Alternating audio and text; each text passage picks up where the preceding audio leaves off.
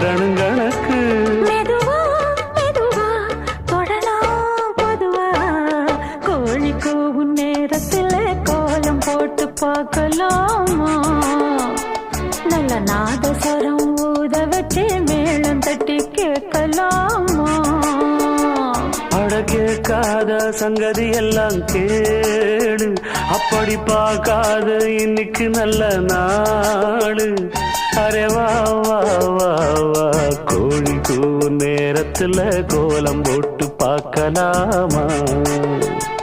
நல்ல நாதஸ்வரம் ஊத வச்சு மேளம் தட்டி